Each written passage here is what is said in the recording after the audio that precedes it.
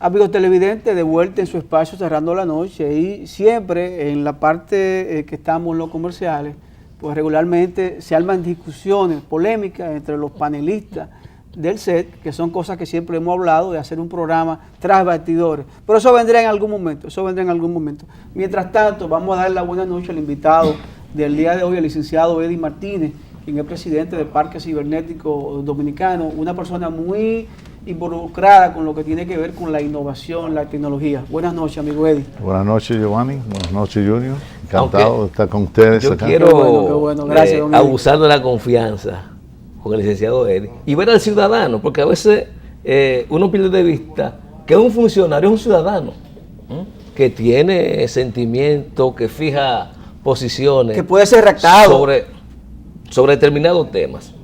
Y me gustaría saber cuál es su posición sobre los niveles, digamos, de inseguridad que afectan a la República Dominicana. Y lo digo no es solamente por casualidad. Aparte de ser un ciudadano, es un educador también, y puede aportar a todas estas discusiones que a diario se realizan en los barrios y en los medios. Sí, yo creo que el tema de la seguridad en todos los ámbitos nos afecta, ¿verdad? Crea un clima de incertidumbre en la gente, y eso tiene incluso un impacto social, económico, cultural. La gente deja de salir, visitar los teatros, visitar los museos muchas veces porque tiene un sentimiento de inseguridad. Puede dejar de hacer consumos, afecta la economía. Entonces, todos nos vemos involucrados de algún modo con ese clima que se va creando. Por lo tanto, yo creo que todos los estados, incluyendo obviamente el nuestro principalmente, tienen que hacer un esfuerzo por garantizar al ciudadano los niveles de seguridad que se requiere. Mire, hubo hace un tiempo una encuesta que se hizo alrededor del mundo. Parece que ha sido la encuesta más grande que se ha hecho, de 1 millón de personas, ¿verdad? Fíjese cómo muestra 1 millón de personas. Y le preguntaba, bueno, que cuáles eran las principales necesidades y las principales prioridades en sus vidas. Y el promedio de la respuesta indicaba que alrededor del mundo la principal preocupación era el tema de la seguridad. La seguridad viene antes que el empleo, viene antes incluso que la propia comida. ¿Me entiende? Porque si usted no tiene seguridad de vida, bueno, pues ¿para qué preocuparme de otras cosas que también son prioridades? Por lo tanto, no es solamente aquí en la República Dominicana, ese clima de inseguridad va aumentando en casi todos los países. Escuchaba recientemente un amigo que decía que antes iba de vacaciones a París y que ya ni siquiera lo considera como una opción, ¿verdad? Porque París, fruto de los recientes atentados que ha sufrido, ataques terroristas, pues se ha convertido en una de las capitales ahora más inseguras. Fíjese eso, pasar de la seguridad a la inseguridad, o por lo menos la percepción o el sentimiento de incertidumbre con respecto a la seguridad personal que uno puede tener. Hay otros aspectos de la seguridad que deben ser analizados por todos. La violencia intrafamiliar y familiar que ocurre en la República Dominicana, que es la base. Los grados de feminicidios, ¿verdad? Que están ocurriendo, los abusos contra niños y jovencitos y jovencitas de todas las edades, esos embarazos en adolescentes que estamos viviendo en el día de hoy en la República Dominicana. Todo eso va afectando y va creando un clima social y económico que naturalmente no es el que nosotros preferimos. Yo creo que ustedes hablaban anteriormente y comentaba yo que ambos tenían razón. La respuesta, por un lado, tiene que haber, obviamente, un Estado que reprima la delincuencia, que de algún modo pueda prever y anteponerse a lo que pueda ocurrir, ¿verdad?, de actos delincuenciales, pues debemos de prevenirlo. Pero una vez ocurre, tiene que haber una reprimenda, tiene que haber una consecuencia. Al mismo tiempo, si la gente no sabe o no comprende o no asume con conciencia lo que significa cometer un acto delincuencial, pues lo seguirá cometiendo, no importa las consecuencias que haya. Por lo tanto, yo creo que lo que debemos de plantear es un balance, un equilibrio entre ambas respuestas que se le den. Yo creo, por ejemplo, hoy las capitales del mundo, y esto lo vinculo entonces con el tema de la tecnología, que creo que fue uno de los temas por los cuales me han invitado en el día de hoy. Claro que sí. En casi todas las capitales o ciudades del mundo están instalando las cámaras de supervigilancia o vigilancia electrónica. ¿Para qué? Bueno, el principal objetivo es prevenir el crimen. Si el delincuente sabe que puede ser grabado, ¿no? Puede ser visto, puede ser perseguido fácilmente, bueno, pues lo más probable es que no lo cometa. Sea eso un acto de pura delincuencia, sea un acto criminal, sea un acto de terrorismo, la idea es vamos a prevenir el tema usando la tecnología. Pero al mismo tiempo, sí, independientemente de que hayan esos elementos mitigantes, ¿verdad?, que puedan reducir la posibilidad de un crimen, ocurren, entonces ahí tenemos cómo captarlo, ¿verdad?, y cómo capturar y cómo perseguir a la persona para que hayan las consecuencias que sí tienen que haber.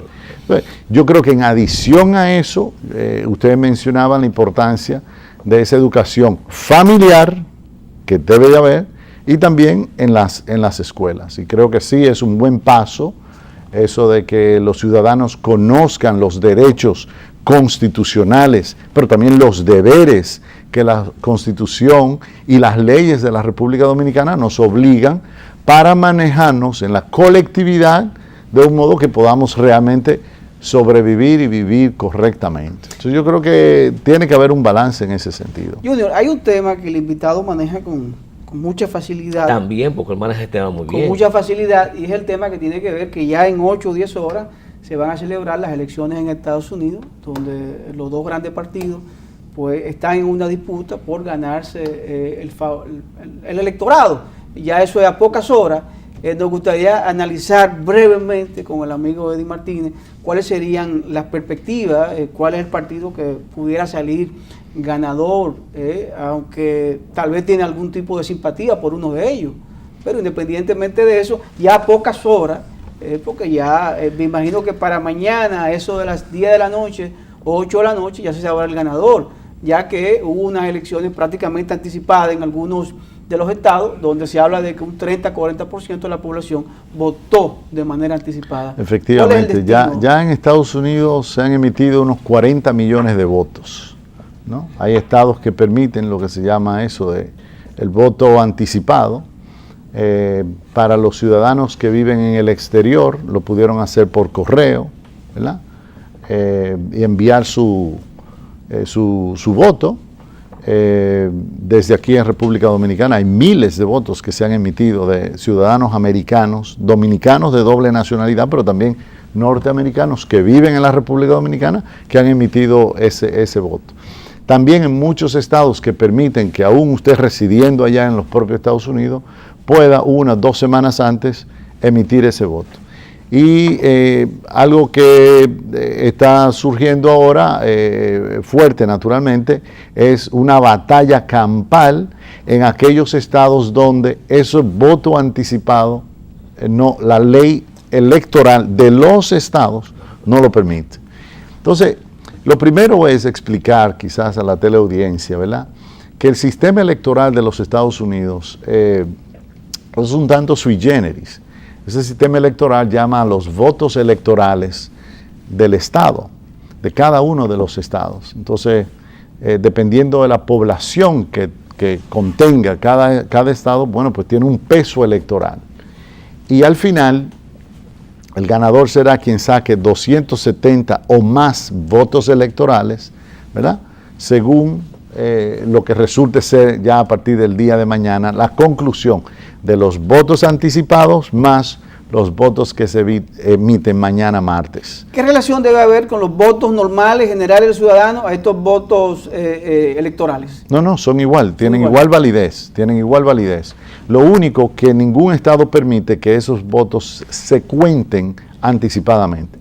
Tiene que esperar, igual que todos, el día de las elecciones para entonces unir los votos anticipados más los votos de ese mismo día y contarlos todos. Entonces mañana veremos, ya al final de la noche, del martes, pues los primeros resultados estarán listos tempranamente, a eso de las 7, 8 de la noche ya sabremos aquellos estados que no están en disputa, donde se sabe de antemano quién va a ser el ganador. Hay estados como por ejemplo el estado de Nueva York, ha sido un estado que vota a nivel presidencial demócrata, es un estado azul. Bueno, pues ese estado, los resultados los sabremos muy temprano. Hay otros como Texas, por ejemplo, Mississippi, son votos duros del Partido Republicano, votos rojos, como se llama.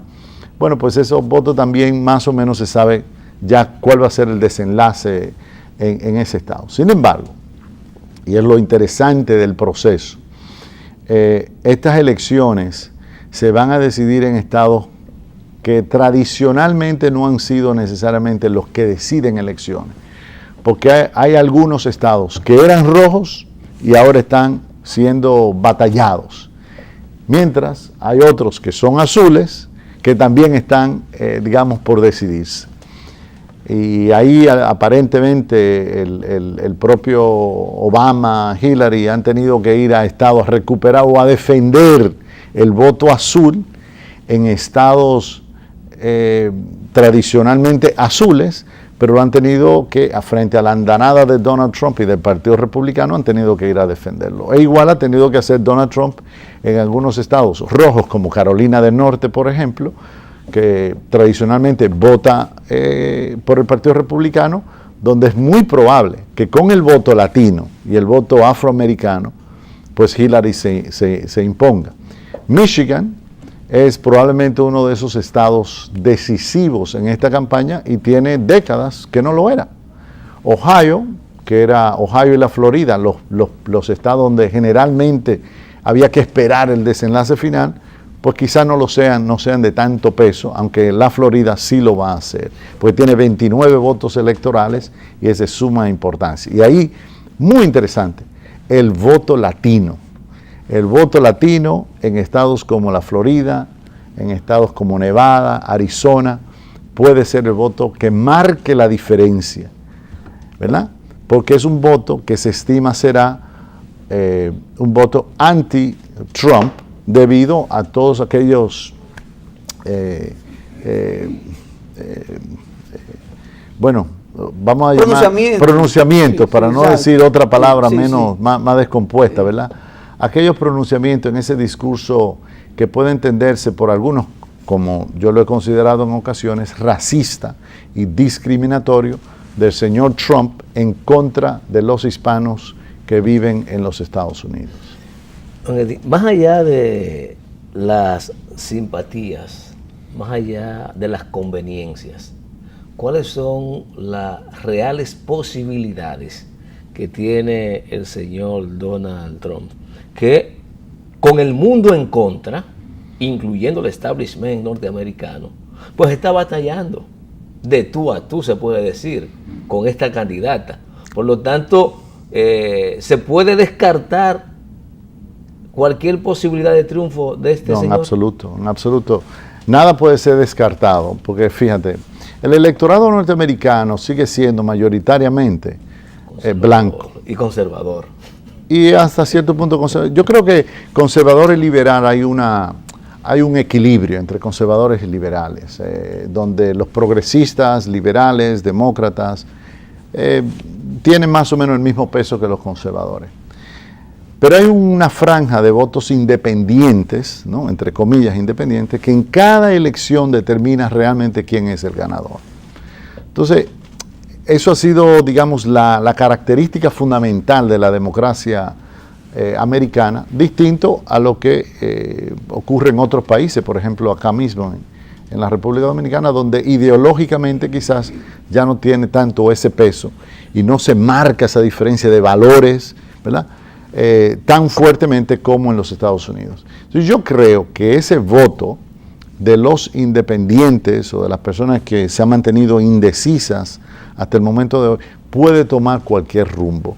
Porque si bien Donald Trump tiene 1000 deficiencias como candidato, ha sabido captar, si se quiere, ¿no?, atrapar ese sentimiento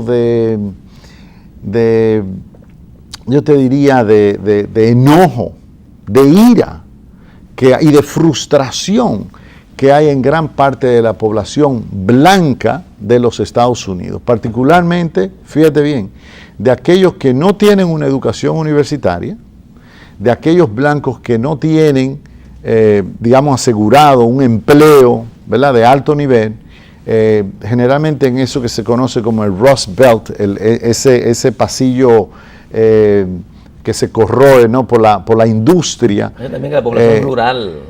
Y en parte también aquella otra población rural que son los menos votos, porque los votos ahora se definen más bien en los grandes centros urbanos de los Estados Unidos. Y por eso el esfuerzo de Obama, de Hillary, de Michelle, de Bernie Sanders, de ir a aquellos centros como, por ejemplo, Filadelfia, una ciudad importante donde reúne la mayor parte del voto del Estado para que el voto de ese Estado sea favorable. Con el permiso del amigo Eddie Martínez y el de los amigos televidentes, vamos a ir a una pausa. Luego a la pausa vamos a conversar con el señor Eddie Martínez sobre innovación, parque cibernético, el ITLA y todas esas herramientas tecnológicas que tenemos en la República Dominicana y que tanta falta le hacen a los jóvenes del país. Vamos a la pausa.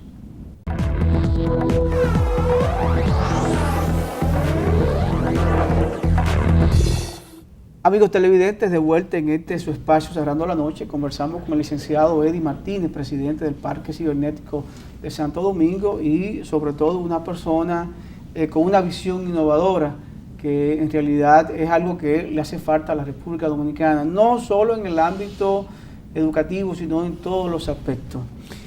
Don Eddie, solemos hacer ejemplos con otras naciones que ya han dado los pasos, ya han caminado, nos llevan una cierta experiencia en diferentes ámbitos o áreas.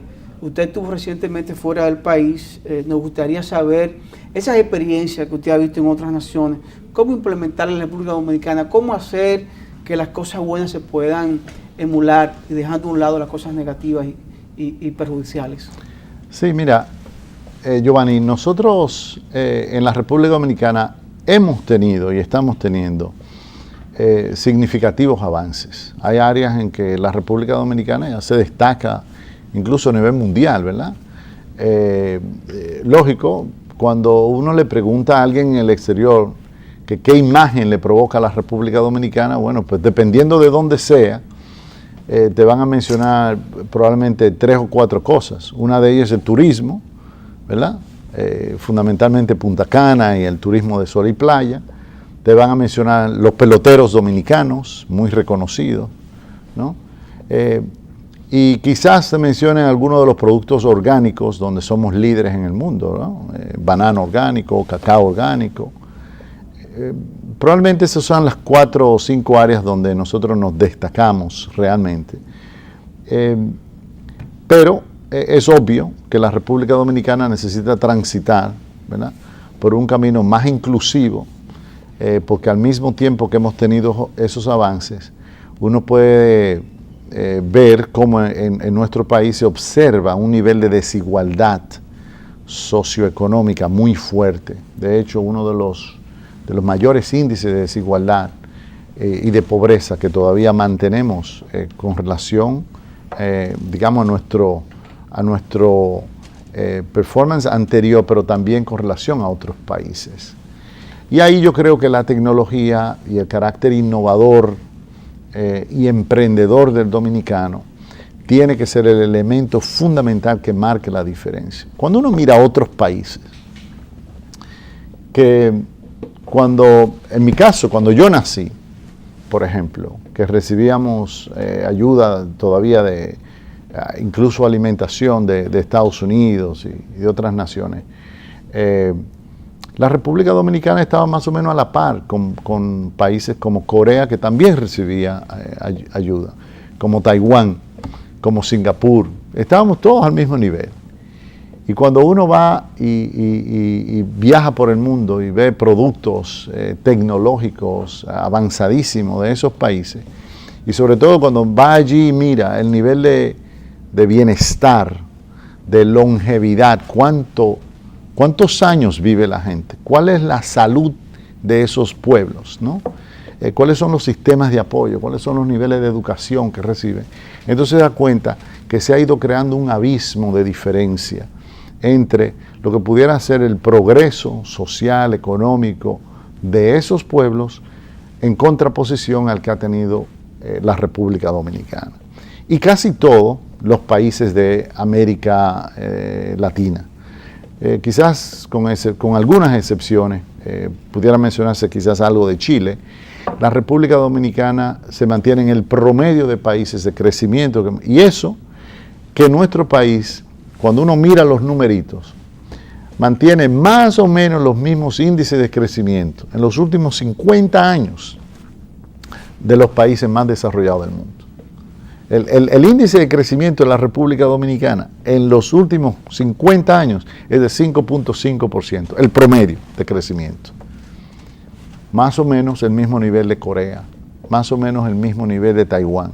Entonces usted dice, ¿pero qué ha pasado? Políticas económicas y políticas sociales muy diferentes. Uno de los fundamentos de esa diferencia es la inversión que han hecho desde temprano, de los años 70, 60 y 70, en esos países, la inversión que hicieron en innovación, en ciencia y tecnología, en investigación y desarrollo. Ahora, por ejemplo, que acabo de regresar de Corea, donde el promedio de vida son casi 10 años más que el promedio de vida de un dominicano. Bueno, pues eso te dice, si la gente vive más y vive en mejores condiciones económicas. No solo ha habido desarrollo económico, sino desarrollo humano. Verdadero desarrollo humano, ¿verdad? Y con la calidad de vida, como tuviera una vida organizada, las ciudades limpias, la higiene por doquier. Bueno, pues entonces tú dices, a mí me gustaría que la República Dominicana tuviese ese mismo nivel de vida, ¿no? Los niveles de seguridad. Le preguntaba, por ejemplo, en el taxi en Corea, al chofer, le preguntaba, mire, de noche yo pudiera caminar por acá. Dice, usted puede caminar por cualquier lado de esta ciudad, en Daejeon. Usted puede caminar por cualquier lado a cualquier hora, que nada, yo le aseguro que nada le va a pasar. Entonces, esos niveles de seguridad, ¿verdad?, que hablábamos al principio, que lo pueden exhibir en países como eso, bueno, pues son envidiables, de algún modo, ¿verdad?, en términos positivos, porque es una aspiración, nos marca lo que pudiera ser un horizonte de aspiraciones para la República Dominicana. Y por eso nosotros hemos planteado desde hace mucho tiempo que el modelo económico en el que está sustentado ese crecimiento que nosotros hemos tenido tiene que modificarse para incluir ese elemento de innovación que nos hace falta. Para dar un dato, este año la inversión en investigación y desarrollo de Corea será aproximadamente de 70.000 millones de dólares en investigación y desarrollo. Eso equivale exactamente al Producto Interno Bruto de la República Dominicana completo. Es decir, a todo lo que los dominicanos producimos, todas nuestras empresas, producción. Y la investigación rondará por un 0.00001% de nuestro Producto Interno Bruto. Éramos países que cuando yo nací, no sé ustedes, pero cuando yo nací, estábamos al mismo nivel de per cápita, ¿verdad? Y hoy existe ese, como le decía, ese gran abismo de diferencia que no debería de ocurrir. ¿Qué nos permite ahora lo que hemos denominado la cuarta revolución industrial que está ocurriendo, esa convergencia de plataformas tecnológicas e innovaciones que se está dando en el mundo? Sobre todo en el ámbito digital, que la República Dominicana sí tiene la oportunidad de dar un salto de avance, ¿no? Y colocarnos rápidamente, en términos de una sola generación, a ese mismo nivel. Y ese es el planteamiento de nosotros. Por eso va a requerir que nosotros tornemos un poco, ese sesgo de presupuestario y de prioridades que hoy día tenemos, ¿verdad?, para invertir, como se ha venido haciendo ya, más en educación, pero también mucho más en innovación. Y yo creo que eso es el camino y es el único camino que marcará realmente una diferencia. Todo porque eso, si no todo eso seguirán- conjuntamente con el campo y el turismo. todo eso eso no excluye nada, al contrario, es Eso no potencializando. Eso es integra. ¿Sabes la cantidad de innovaciones que se han venido aplicando y se aplican ya, incluso en la República Dominicana, en materia de turismo, por ejemplo, o de transporte, ¿no? Pero ¿por qué esas empresas innovadoras no son empresas de la República Dominicana? Bueno, Yo planteo que sí lo podemos hacer y que el próximo Google, el próximo Uber, tienen que salir de países como nosotros. Yo planteo que la República Dominicana y los dominicanos tenemos el talento para lograrlo. Solamente una reorientación del gasto y de nuestras prioridades. con el permiso del amigo Eddie Martínez, ya el tiempo se nos agotó. Será en otra ocasión que podamos pues seguir socializando y hablar de este y otros temas. Con gusto. Ustedes, amigos televidentes, gracias por el favor de su atención. Un servidor, Giovanni Almonte Junior Espinosa.